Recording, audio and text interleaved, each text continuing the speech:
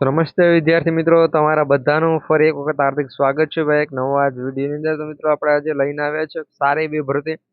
લાયકાત ફક્ત 12 પાસ રહેશે. 12 પાસ હોય અને 12 પાસમાં 50% ઉપર માર્ક્સ હોય છે. પાસ એટલે હવે પાસિંગ માર્ક્સ જ નહીં, 12 પાસમાં 50 ની ઉપર માર્ક્સ, 50% ઉપર માર્ક્સ હોય એટલે આની અંદર તમે અપ્લાય કરી શકો છો. અને ઉંમર પણ અહીંયા મેં તમને જણાવેલ છે કે ઉંમર છે 18 વર્ષના ઉમેદવારો અપ્લાય કરી શકે છે. 18 વર્ષથી નીચેના ઉમેદવારો પણ અપ્લાય છે કરી શકે છે. વિશેષ જોગવાઈને આપેલી છે શા માટે એની અંદર એવું છે. અને હાઈએસ્ટ જે પણ એજ હોય છે એ કેટલી હોય છે એ પણ ખૂબ ઓછી છે, તો એ વાતનું ધ્યાન રાખજો. અને છેલ્લી તારીખ પણ ખૂબ જ નજીક છે, 2 દિવસની વાર છે ભાઈ. જેને પણ આના માટે અપ્લાય કરવું હોય હાલ અત્યારે આ વિડીયો જોયા બાદ છે જે પણ લાયકાત ધરાવે છે, પગાર એ તમને સારો એવો મળશે, બધું તમને સારું એવું મળશે. પરંતુ વિડીયો જોયો ને પછી જો તમે આના માટે લાયકાત ધરાવો છો તો તમે છે એ આજે જ અરજી કરી દેજો, કારણ કે પછી ટાઈમ તમારી પાસે ખૂબ જ ઓછો રહેવાનો છે. તો વિડીયોને એક લાઈક કરી તમારા બધા મિત્રો સુધી શેર કરી દીધો. આની વધુ માહિતી છે તમને હું ટેલિગ્રામ પર શેર કરી આપીશ.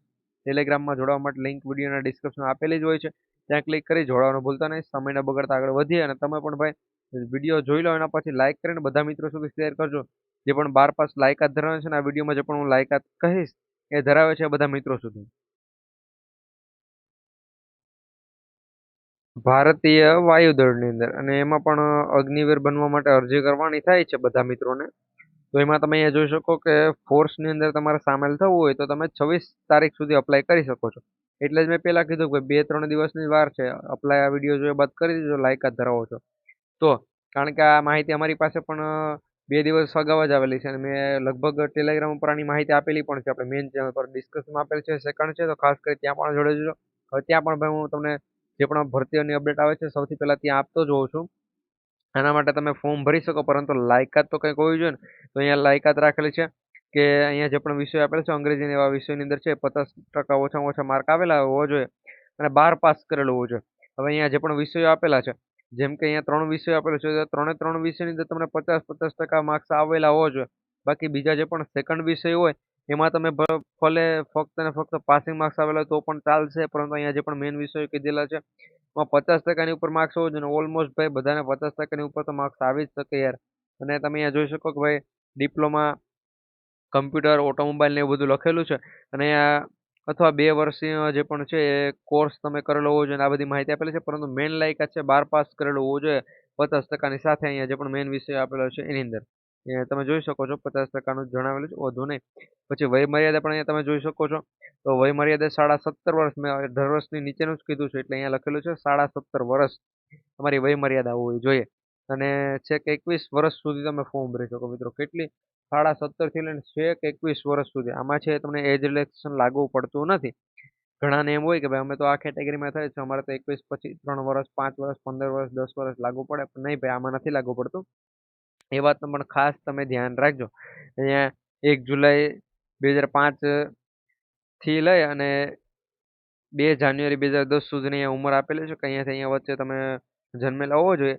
પછી આ ઉપરાંત મહિલા તેમજ પુરુષ ઉમેદવારોની લઘુત્તમ લંબાઈ 152 સેન્ટીમીટર તો હોવી જ જોઈએ મિત્રો. 152 પછી 150 હશે ને જશો તો એમ કહેશો કે ભાઈ અમારે એજ રિલેક્સેશન એવું અહીંયા કંઈ લાગુ કરવાનું કીધું નથી. એની ઓફિશિયલ નોટિફિકેશન તમે જોઈ લેજો, એમાં જે પ્રમાણે લાગુ હશે અમુકમાં એમાં એ પ્રમાણે લાગુ થશે. અનામત ઉમેદવારોને તેમાં છૂટછાટ અપાશે. અહીંયા મેં તમને જણાવેલું છે કે અનામતના જે પણ ઉમેદવારો છે એને છૂટછાટ અપાશે, બાકી બીજા કોઈને છે છૂટછાટ અપાશે નહીં. આની ઓફિશિયલ નોટિફિકેશન તમારે જોઈ છે, એ ખાસ જરૂરી છે તમારા માટે, તો જોવાનું ભૂલતા નહીં. અને ફોર્મ ભરો છો તો ભાઈ તમારે 550 રૂપિયા ફી તો ભરવાની જ રહેશે, એ વાતનું ખાસ ધ્યાન રાખજો. અરજી કરવા માટેની પ્રક્રિયા અહીંયા તમે જોઈ શકો છો. આ ભરતી માટે છે તમારે સામેલ થવા માટે વિદ્યાર્થીઓએ જાતે જ ફી ભરી શકે છે. અને ઉમેદવારોએ સૌપ્રથમ સત્તાવાર વેબસાઇટ પર જઈ અરજી માટે લિંક જે પણ આપેલી છે એના પર ક્લિક કરવાનું છે. અને લિંક તમને ક્યાં મળશે? ટેલિગ્રામ ગ્રુપ આપણું છે એના ઉપર તમને ચેનલ પર મળી રહેશે. ખાસ કરી જીપી ઓફિશિયલની મેન જે પણ ટેલિગ્રામ ચેનલ છે એના ઉપર જોડાઈ જજો. અને ડિસ્ક્રિપ્શનમાં પણ એક લિંક આપેલી છે, ત્યાં ક્લિક કરી તમે ટેલિગ્રામમાં જોડાવાનું ભૂલતા નહીં.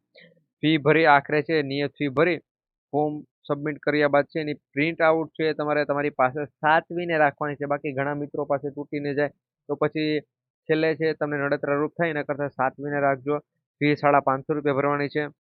ઉમેદવારો છે એ ફી જમા કરાવવાની સાથે છે સોરી મિત્રો, ફોર્મ જમા કરાવવાની સાથે ફી ભરી દેવાની છે. બાકી ઘણા મિત્રોને એમ હોય કે છેલ્લે ભરશું ને છેલ્લે પછી તારીખ હોય જાય ને ભૂલાઈ જાય. એના કરતાં ત્યારે ને ત્યારે છે ભરી દીધું. આ પ્રમાણે ભરતી છે 12 પાસ પ્લસ ઉપર ભરતી છે. મેં આગળ થંબનેલમાં પણ 12 પાસ પ્લસ જ લખેલો હશે. તો એ વાતનું ખાસ ધ્યાન રાખજો. વિડીયો લાઈક કરી બધા મિત્રો સુધી શેર કરજો અને જે પણ લાયકાત નથી ધરાવતા એના માટે ઘણી બધી ભરતીઓ છે ટેલિગ્રામમાં જોડાવાનું ભૂલતા નહીં.